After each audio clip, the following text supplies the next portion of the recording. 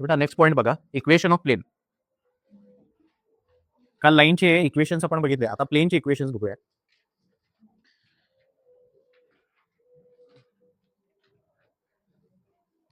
पहिला इक्वेशन बघा. आता प्लेन बद्दल काय काय माहिती आहे? Equation of a plane passing through a point and perpendicular to a vector. एक प्लेन आहे,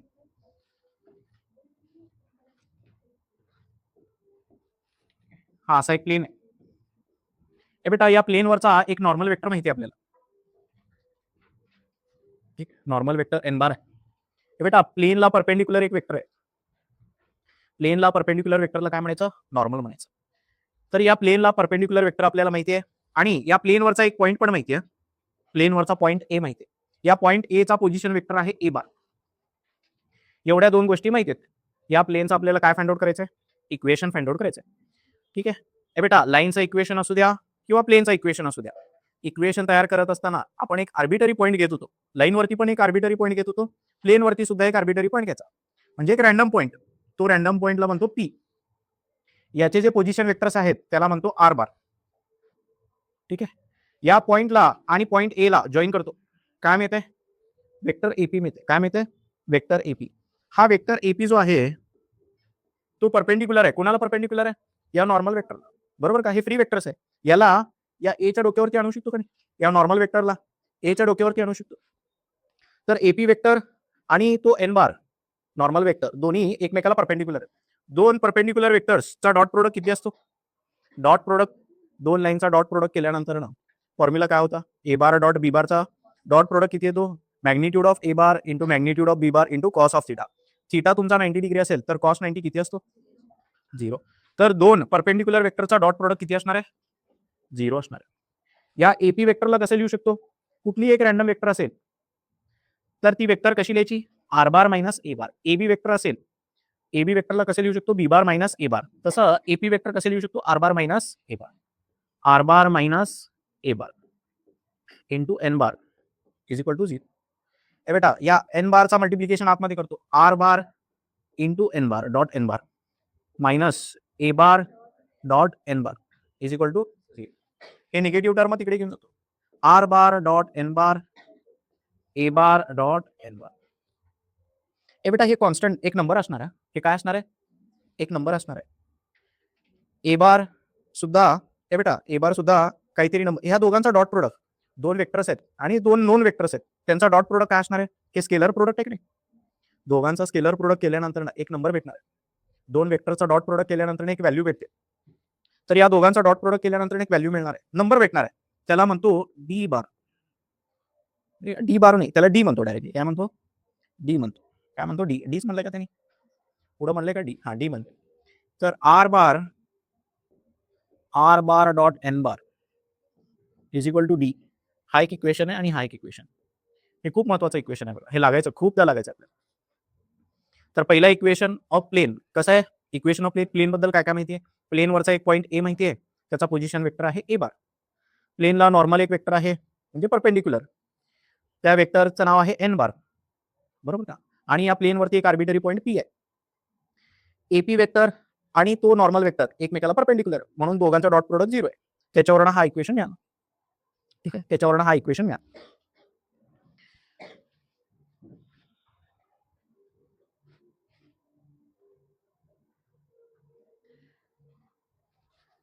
आता जे आपण वेक्टर इक्वेशन बघितलं होतं तो कुठल्या फॉर्म मध्ये होता? हा जो इक्वेशन होता कुठल्या फॉर्म मध्ये होता? कुठल्या फॉर्म मध्ये होता? R bar dot N bar is equal to D. हे कुठल्या फॉर्म मध्ये होता? वेक्टर फॉर्म मध्ये होता. यालाच कार्टेशियन फॉर्म मध्ये कसं लिहू शकतो? तेच गिवन कंडिशन आहे. प्लेनवरचा एक पॉईंट माहिती आहे ए, पण आता ह्याचा पोझिशन वेक्टर माहिती नसून त्याचे कॉर्डिनेट्स माहिती आहेत, x1 y1 आणि z1. आणि या प्लेनला एक परपेंडिक्युलर नॉर्मल वेक्टर आहे, परपेंडिक्युलर वेक्टर आहे. त्याचे बेटा त्याचे डायरेक्शन रेशोज माहिती आहेत. डायरेक्शन रेशोज जे आहेत या नॉर्मल वेक्टरचे डायरेक्शन रेशोज हे कशाने डिनोट करतो आपण? A B C. या नॉर्मल वेक्टरचे डायरेक्शन रेशोज काय आहेत? A B C. असं जर असेल बेटा, ही इन्फॉर्मेशन तुमच्याकडे जर असेल तर एक आर्बिटरी पॉईंट पी घ्यायचा, त्याचे कॉर्डिनेट एक्स वाय झेड आणि या प्लेनचं इक्वेशन आता कसं असणार आहे बघा. हे बेटा प्लेनचं इक्वेशन कसं असणार आहे, x minus x1 A into x minus x1 बरोबर का, A into x minus x1 plus B into y minus y1 plus C into z minus z1 is equal to 0. ठीक आहे. तर हा आहे वेक्टर फॉर्म आणि हा आहे कार्टेशियन फॉर्म बरोबर का. दोन्हीमध्ये कंडिशन तेच आहे, प्लेन आहे, प्लेनवरचा पॉईंट माहिती आहे, प्लेनला परपेंडिक्युलर एक वेक्टर आहे ते पण माहिती आहे. वेक्टर फॉर्म मध्ये असं आहे, कार्टेशियन फॉर्म मध्ये असं. Equation of a plane passing through a point having position vector. हे बेटा हे काय आहे, पॉइंटचा पोझिशन वेक्टर आहे, ए बार आहे. काय आहे, ए बार काय दिलेलं आहे, A bar 2i cap plus 3j cap 4k cap and perpendicular to vector. हे बेटा त्या प्लेनला परपेंडिक्युलर कोण आहे, हे परपेंडिक्युलर टू वेक्टर कोण परपेंडिक्युलर आहे, प्लेन परपेंडिक्युलर आहे या वेक्टरला. म्हणजे हे नॉर्मल वेक्टर दिले, एन बार दिले, काय दिलेलं आहे, 2i cap plus j cap minus 2k cap. ठीक आहे. आता इक्वेशन ऑफ प्लेन कसं लिहायचं, r bar dot N bar is equal to काय होतं पुढं, ए बार डॉट एन बार बरोबर का. हे बेटा आर बार काय, आर बार असंच राहणार, N bar 2i cap j cap plus minus 2k cap, A bar 2i cap plus 3j cap plus 4k cap dot काय 2i cap plus j minus 2k. आता ह्यांचा डॉट प्रोडक्ट करायचा, केलंय का dot product, केलंय बघा dot product. R bar 2i plus j minus 2k त्यांचा dot कसं करायचं, या दोन वेक्टरचा डॉट कसं करायचं, कोइफिशियंटचा मल्टिप्लिकेशन 2 टू जा 4 प्लस 3 1 जा 3 प्लस 4 इंटू मायनस 2 मायनस 8 येत आहे. ठीक आहे, इथं मायनस 8 इथे मायनस 8 मायनस 8. ठीक आहे, 4 प्लस 3 7 मायनस 8 मायनस 1. ठीक आहे, r 2i cap plus j cap minus 2k cap असा इक्वेशन येतं. ठीक आहे, find the cartesian equation of plane. आता कसलं इक्वेशन फाइंड आउट करायचंय, आता वेक्टर इक्वेशन फाइंड आउट केलं, आता कसलं इक्वेशन फाइंड आउट करायचंय, कार्टेशियन इक्वेशन. पॉईंटचे हे बेटा प्लेन ज्या पॉईंट मधून पास होतोय त्या पॉईंटचे कोऑर्डिनेट्स दिलेत 1 2 3. त्याच्यानंतर ना डायरेक्शन रेशोज ऑफ नॉर्मल दिलेले, त्या नॉर्मलचे डायरेक्शन रेशोज काय दिलेलं बेटा 3 2 5. आणि कार्टेशियन इक्वेशन काय होता, x minus x1 upon sorry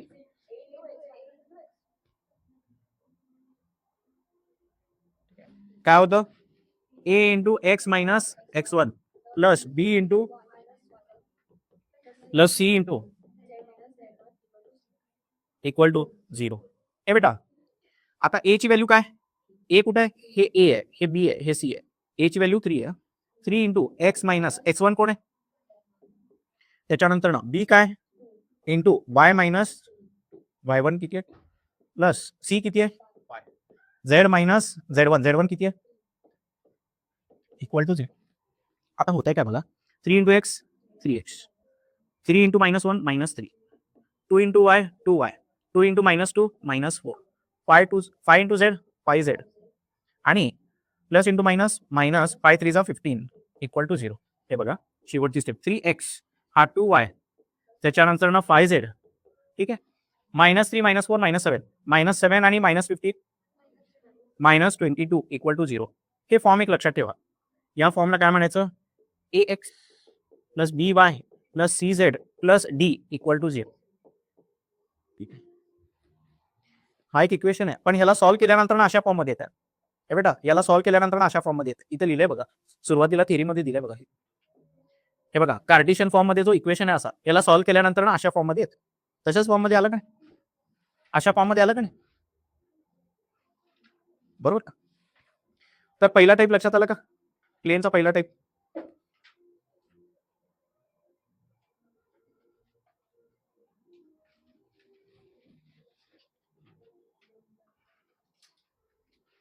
ठीक आहे, तेच क्वेश्चन आहे. Foot of perpendicular drawn from origin to the plane, find the vector equation of plain.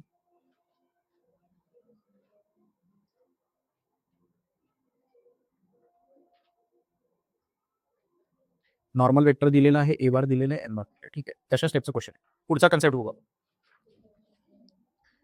ठीक आहे. हे बेटा, आता प्लेनचं इक्वेशन फाइंड आउट करायचं आहे.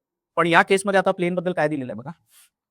प्लेन बद्दल काय दिलेलं आहे? Vector equation of a plane passing through a point A and parallel to B and C. आता प्लेन बद्दल काय माहितीये? या प्लेनवरती एक पॉइंट आहे, ए नावाचा पॉइंट आहे. प्लेनचं इक्वेशन फाइंड आउट करायचं असेल तर प्लेनवरचा पॉइंट आणि प्लेनला नॉर्मल एक वेक्टर पाहिजे होती आपल्याला, बरोबर का? आता ह्याचा नॉर्मल वेक्टर माहिती नाहीये. या प्लेनमध्येच दोन वेक्टर आहेत, बी बार नावाचा एक वेक्टर आहे आणि सी बार नावाचा एक वेक्टर आहे. हे दोन वेक्टर आहेत आणि या प्लेनचं इक्वेशन आपल्याला फाइंड आउट करायचं आहे. मागच्या केसमध्ये आपण बघितलं बघा, प्लेनला परपेंडिक्युलर नॉर्मल वेक्टर जर एक असेल, हा एक पॉइंट असेल, एक आर्बिटरी पॉइंट घेतला तर एपी त्या नॉर्मल वेक्टरला परपेंडिक्युलर असते आणि त्याच्यावर इक्वेशन मिळत होता.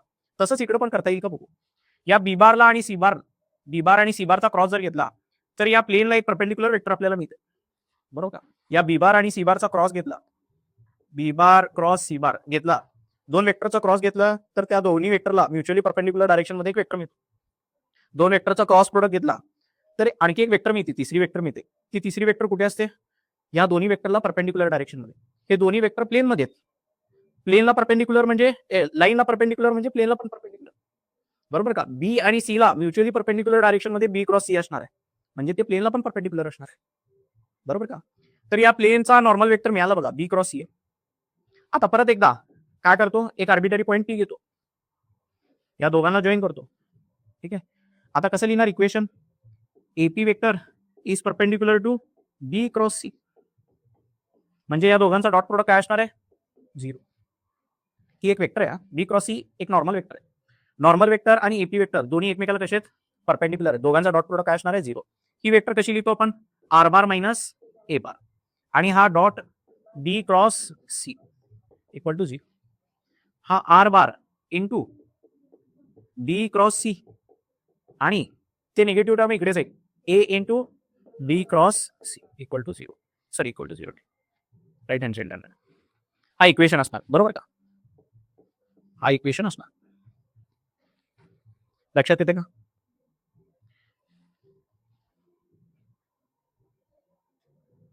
आता हे बेटा, ही वेक्टर आणि ही वेक्टर, तीन वेक्टर झाले.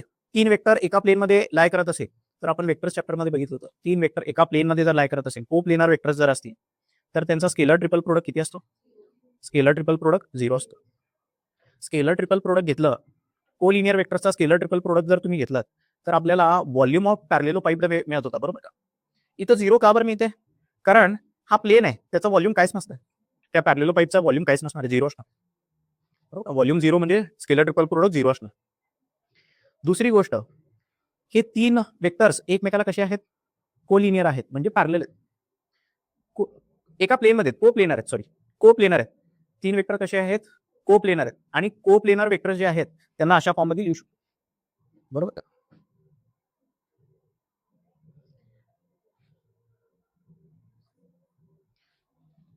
हे महत्वाचा इक्वेशन आहे, आता लागायचं नाही आपल्याला, पण तुम्हाला माहिती असायला पाहिजे की ह्याच्यावरून आलं. स्केलर मल्टिपल्स असतात, हे तिन्ही वेक्टर एकमेकाचे स्केलर मल्टिपल्स असतात. क्वेश्चन कसा विचारलाय बघा ह्याच्यावरती. Find the vector equation of plane passing through, एक पॉइंट दिलेला आहे अँड पॅरलल टू दोन वेक्टर्स. प्लेनवरचे दोन वेक्टर्स दिलेले आहेत, बी आणि सी, आणि प्लेनवरचा एक पॉइंट दिलेला आहे, बरोबर का? प्लेनवरचा काय दिलेला आहे? एक पॉइंट दिलेला आहे आणि दोन वेक्टर्स दिलेले आहेत, एक बी बार आहे, एक सी बार. हे काय आहे? बी बार, आणि हा काय आहे? हा आहे बी बार, हा आहे सी बार, आणि पॉइंट ए चे हे कोऑर्डिनेट्स आहेत. मग ह्याचा पोझिशन वेक्टर कसं भेटेल? ह्याला आय जे के जोडायचं, बरोबर? ह्याला आय जे के जोडल्यानंतर ना त्या पॉइंट ए चा पोझिशन वेक्टर मिळतो. हा बी बार आहे, हा सी बार. काय करायचं? इक्वेशन कसा लिहित होतो याचं? ह्याचं इक्वेशन कसं होतं बेटा? आत्ताच बघितलं बघा, R bar dot B bar cross C bar is equal to A B bar cross C. B bar cross C bar लागणारच आहे, ते दोन वेक्टर जे प्लेन मध्ये लाय करतात त्यांचा क्रॉस घ्यावाच लागणार आहे. तर बी बार क्रॉस सी बार घेऊनच ठेवायचं, एक वेक्टर मिळतो. त्याला एकदा ए बार, मी एकदा आर बार बरोबर मल्टिप्लाय करायचं आणि एकदा ए बार बरोबर मल्टिप्लाय करायचं. ए बार आहे, ठीक आहे. कुठं लिहिलं इक्वेशन? Required equation. हा ए बेटा, आणखी एक गोष्ट, बी क्रॉस सी एक वेक्टर मिळाला का नाही? तो एक वेक्टर आहे, हा पण एक वेक्टर आहे. दोन वेक्टरचा डॉट प्रोडक्ट म्हणजे एक नंबर भेटणार आहे तुम्हाला, बरोबर का? स्केलर व्हॅल्यू मिळणार आहे. तर इथं एक नंबर भेटणार आहे दोघांचा डॉट घेतलं तर. राईट हँड साईडला त्यांनी सेपरेट कॅल्क्युलेट करून ठेवले. ठीक आहे, इकडे तुम्हाला दोन वेक्टर्स मिळतील, इकडे नंबर मिळणार. Find the cartesian equation of plane. बेटा आता कार्टेशियन इक्वेशन कसं लिहायचं? कार्टेशियन इक्वेशन कसं लिहायचं? Cartesian equation of plane, cartesian equation of plane हे त्या फॉर्मॅटमध्ये दिलंय बघा. मी तुम्हाला म्हणलो नाही का ते महत्वाचं आहे म्हणून. हे बघा या फॉर्मॅटमध्ये इक्वेशन या फॉर्ममध्ये दिलंय बघा. ह्याच्यावरून तुम्ही लक्षात घ्यायला पाहिजे की ए बार बी बार सी बार हे पॉइंट आहे, प्लेनवरचा पॉइंट आहे, बरोबर का? ए बार काय आहे? प्लेनवरचा पॉइंट आहे. ए बार काय आहे? प्लेनवरचा पॉइंट आहे. बी बार एक वेक्टर आहे, सी बार दुसरी वेक्टर आहे, बरोबर का? आणि हे आर बार सुद्धा पॉइंट आहे. हे ए बार तिकडे गेल्यानंतर ना हे बघा आर बार मायनस ए बार हे पण एक वेक्टर आहे, बरोबर का? हे असं का बरं यायला लागलंय? हा पॉइंट ए आहे फॉर एक्झाम्पल, ही एक वेक्टर, ही एक वेक्टर, ही एक वेक्टर, अशी वेक्टर आहे, बरोबर का? हा बी बार आहे, हा सी बार आहे ना तुमचा, आणि हा आर बार, बरोबर का? तीन वेक्टर्स आहेत. तीन वेक्टर्स एका प्लेन मध्ये लाय करत असेल तर त्यांचा स्केलर ट्रिपल प्रोडक्ट किती असतो? 0. आणि त्याला अशा फॉर्म मध्ये लिहू शकतो, बरोबर का? ते तिन्ही एकमेकाचे काय असतात? स्केलर मल्टिपल असतात. अशा फॉर्म मध्ये इक्वेशन दिलेलं आहे, अशा फॉर्म मध्ये इक्वेशन दिलेलं आहे, बरोबर? पॅरामेट्रिक फॉर्म मध्ये दिले. काय विचारलं, कुठे गेलं ते? हा, असं दिलेलं आहे. फाइंड द कार्टेशियन इक्वेशन मध्ये. आता कार्टेशियन इक्वेशन पहिल्या ह्याच्यामध्ये बघितलं बघा आपण प्लेनसाठी. पहिल्या कन्सेप्ट मध्ये बघितलंय काय होता? A x plus B y plus C z plus D equal to 0. तो कार्टेशियन इक्वेशन तोच असणार आहे, प्लेनचा कार्टेशियन इक्वेशन तोच असणार, वेगवेगळ्या फॉर्म मध्ये चेंज होत नाही. बेटा कार्टेशियन इक्वेशन फाइंड आउट करायचं.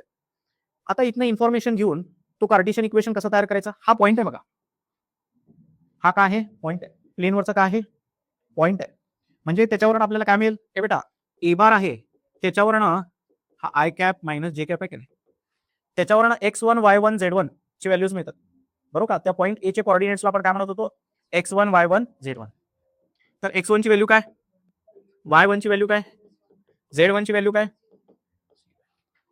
ठीक आहे. अजून काय पाहिजे आपल्याला? हे बेटा कार्टेशियन फॉर्म मध्ये लिहिण्यासाठी अजून काय पाहिजे?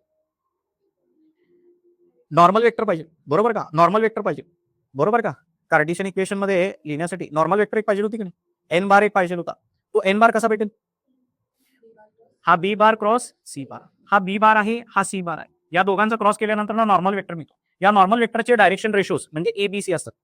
बेटा या नॉर्मल वेक्टरचे आय जे के चे जे कोएफिशियंट आहेत तेच एबीसी चे व्हॅल्यूज आहेत, बरोबर का? बी बार क्रॉस सी बार केल्यानंतर ना एबीसी ची व्हॅल्यूज मिळतात. ए ची व्हॅल्यू काय? बी ची व्हॅल्यू काय? -2. आणि सी ची व्हॅल्यू काय? -3. आता ह्याच्यावरनं कार्टेशियन इक्वेशन लिहिता येईल का? ए बेटा कार्टेशियन इक्वेशन कसा होता? कार्टेशियन इक्वेशन कसा होता? A into x minus x1 plus B plus B into y minus y1. y1 किती आहे? -1. तर हे +1 plus C -3 Z minus z1. याला सॉल्व्ह करावं लागेल. 5x मायनस 5 2y -2 -3z आणि हे 0, बरोबर? हा 5x -2y -3z -5 -2 -7, बरोबर? -7 = 0. हा कार्टेशियन फॉर्म मध्ये इक्वेशन. ए बेटा तो फॉर्म लक्षात ठेवा, पॅरामेट्रिक फॉर्म. ठीक आहे, हा पॅरामेट्रिक फॉर्म. त्या दुसऱ्या केससाठीच हा पॅरामेट्रिक फॉर्म आहे, दुसऱ्या कशासाठी पॅरामेट्रिक फॉर्म नाही. ते नसेल लिहिलं तर शॉर्ट नोट्स मध्ये लिहून ठेवा, महत्वाचं आहे बघा, अशा टाईपचं क्वेश्चन विचारू शकतो. ठीक आहे, लक्षात येते का? हे प्लेनचं इक्वेशन आहे म्हणल्यानंतर ना लक्षात यायला पाहिजे हे पॅरामेट्रिक फॉर्म मध्ये इक्वेशन आहे. हा पहिला आहे पॉइंट, दुसरा आहे बी बार आणि तिसरा आहे सी बार.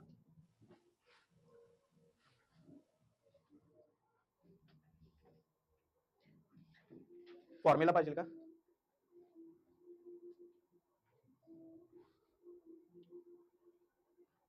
झालं बेटा. नेक्स्ट बघा, vector equation of plane passing through 3 non collinear points. ए बेटा 3 नॉन कोलिनियर पॉइंट्स मधून पास होणारा प्लेन. नॉन कोलिनियर म्हणजे काय? एका लाईन मध्ये नाही आहेत 3 पॉइंट, एका लाईन मध्ये नाही आहेत. 3 पॉइंट कुठे आहेत? हा एक पॉइंट आहे, इकडे एक पॉईंट आहे, इकडे एक पॉईंट आहे आणि इकडे एक पॉईंट आहे. C A B C 3 point आहे आणि एक रॅन्डम पॉईंट आपण घेतो त्याला म्हणूया पी. हे 3 पॉईंट गिवन आहेत बरोबर का. हे 3 पॉईंट गिवन आहे, एक रॅन्डम पॉईंट आपण घेतो.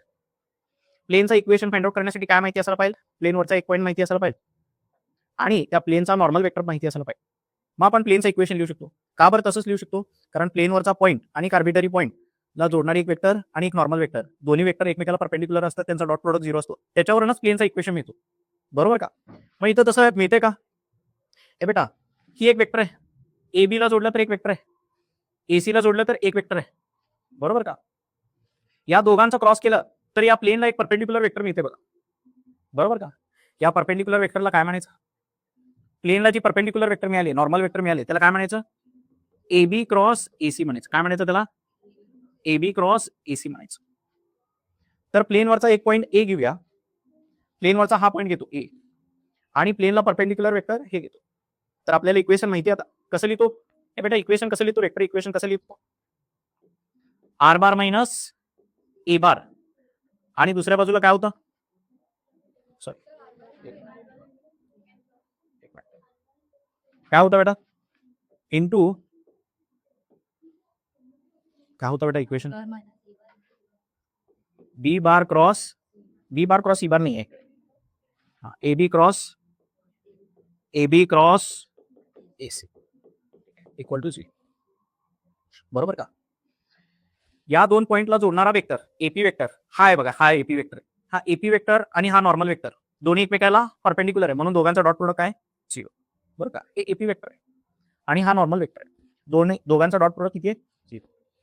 याला सिम्प्लिफाय केल्यावर काय मिळेल, आर बार इंटू हा ए बी क्रॉस ए सी आणि हा निगेटिव्ह टर्म इकडे गेल्यावर काय होईल positive, A bar into A B cross A C असं दिलंय का. हे बेटा या साईडला जर ठेवलं, या दोघांचा डॉट आणि या दोघांचा क्रॉस म्हणजे स्केलर ट्रिपल प्रोडक्ट होते.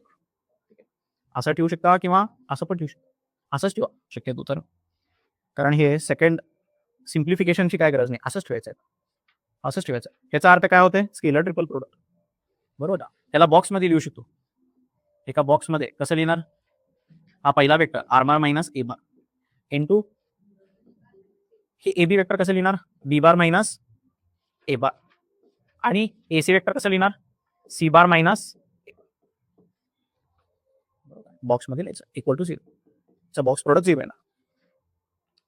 ठीक आहे, हे झालं वेक्टर फॉर्म मध्ये. कार्टेशियन फॉर्म मध्ये, कार्टेशियन फॉर्म मध्ये कसे घेईन, कार्टेशियन फॉर्म मध्ये हा पहिला वेक्टर ए बेटा, हा पहिला वेक्टर वरती लिहायचा, दुसरा वेक्टर इथं खाली लिहायचा, तिसरा वेक्टर इथं तिसऱ्यातला लिहायचा इक्वल टू 0. हे बघा आर बार मायनस ए बार म्हणजे काय आहे, x minus x1, Y minus y1, Z minus z1. बी मायनस ए म्हणजे काय आहे, x2 minus x1, y2 minus y1, z2 minus z1 आणि इथे काय येईल, सी मायनस ए, x3 minus x1, y3 minus काय येईल बेटा, y3 मायनस आणि z3 मायनस, लक्षात राहील का, असं दिलं का बघा, असं दिलं इक्वल टू 0. हा वेक्टर फॉर्म आहे, हा कार्टेशियन फॉर्म. वेक्टर फॉर्म मध्ये इक्वेशन लिहा म्हणलं तर हे यूज करायचं, हा यूज करायचा.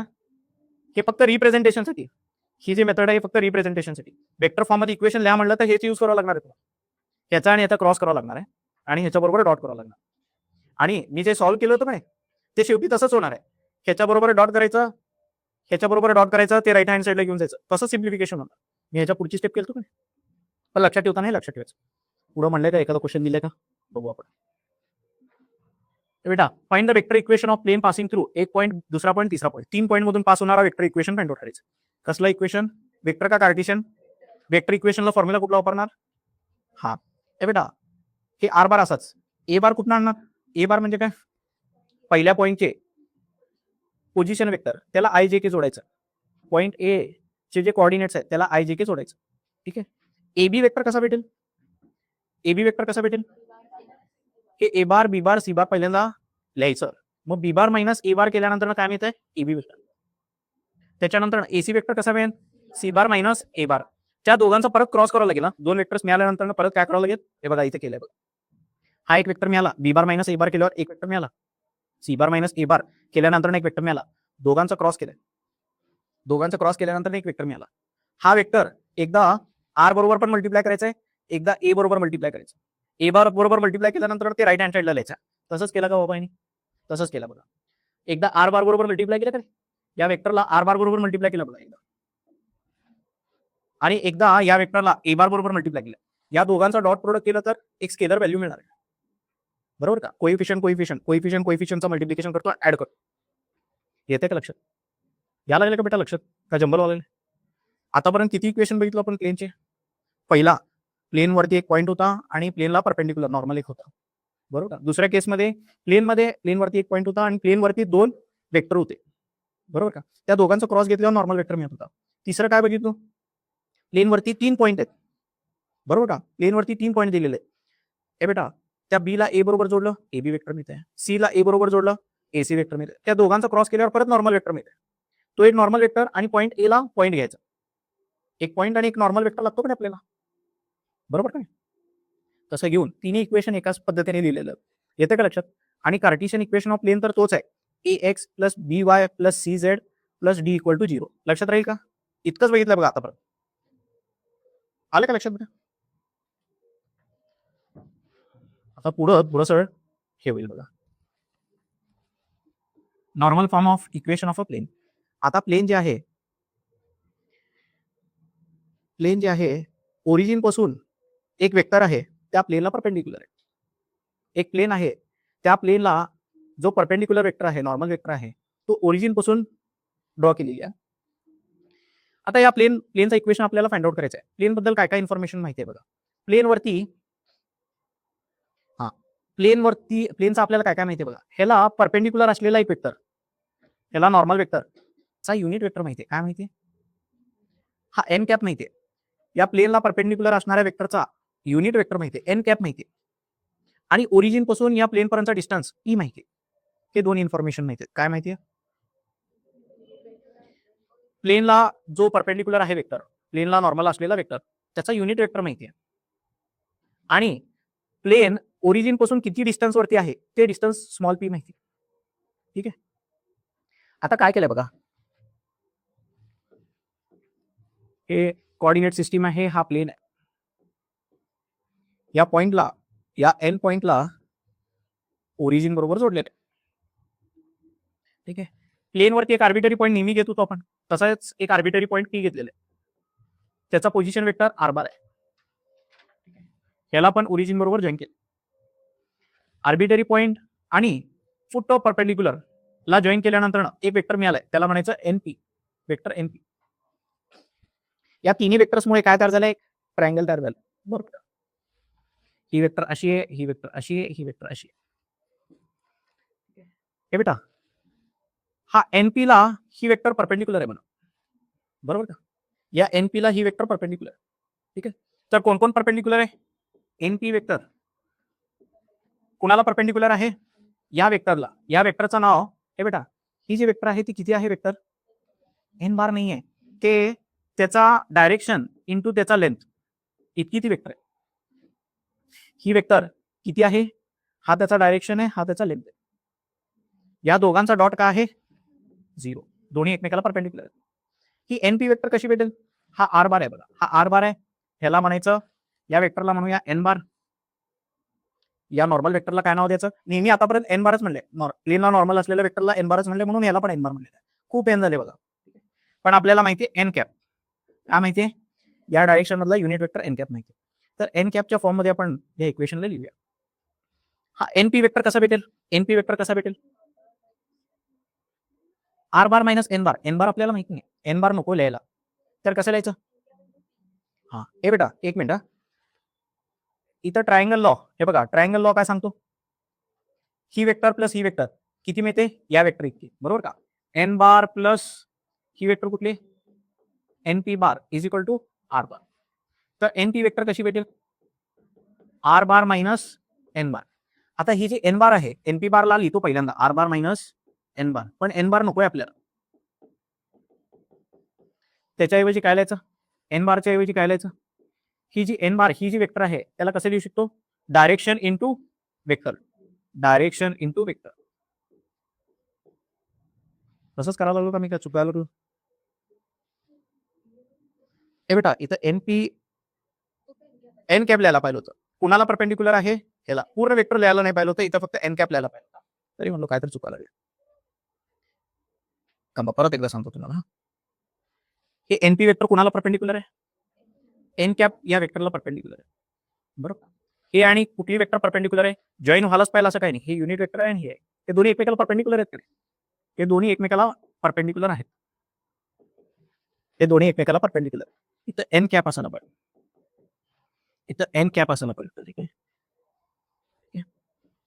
एन बार का बरं घेतलं मी कारण एन बार डिफाईन नाही आहे बरोबर आता बघा R bar into N cap R bar dot N cap ही निगेटिव्ह टर्म तिकडे घेऊन जाऊ का नाहीतर इथं करतो पहिल्यांदा minus N cap into N cap त्या वेक्टरला त्याच वेक्टरने मल्टिप्लाय केलं डॉट प्रोडक्ट काय ते बेटा सेम वेक्टर असेल तर त्यांच्यामधला अँगल 0 असणार आहे बरोबर का वेक्टर मधला अँगल किती असणार आहे 0 बरोबर का त्या वेक्टरला त्याच वेक्टरने मल्टिप्लाय केलं डॉट प्रोडक्ट केलं डॉट प्रोडक्टच्या फॉर्म्युल्यामध्ये कॉस थिटा आहे की नाही कॉस थिटा कॉस 0 ची व्हॅल्यू किती येते कॉस 0 ची व्हॅल्यू 1 येते म्हणजे डॉट प्रोडक्ट केल्यानंतर काय येणार आहे n cap into N cap 1 येणार म्हणजे या दोघांचं मल्टिप्लिकेशन केल्यावर फक्त पी येणार आहे इक्वल टू 0 हा R bar dot N cap हा मायनस पी इकडे गेल्यावर काय होईल प्लस हा महत्वाचा फॉर्म्युला आहे बघा ह्याच्यावरती क्वेश्चन आहेत महत्वाचा फॉर्म्युला थोडं कम्पॅरेटिव्ह तुम्हाला सांगतो मी सुरुवातीला पण आपल्याला असाच एक फॉर्म्युला मिळाला होता R bar dot N bar is equal to D लिहिलो होतो आपण डी तो डी आणि हा पी खूप वेगवेगळा आहे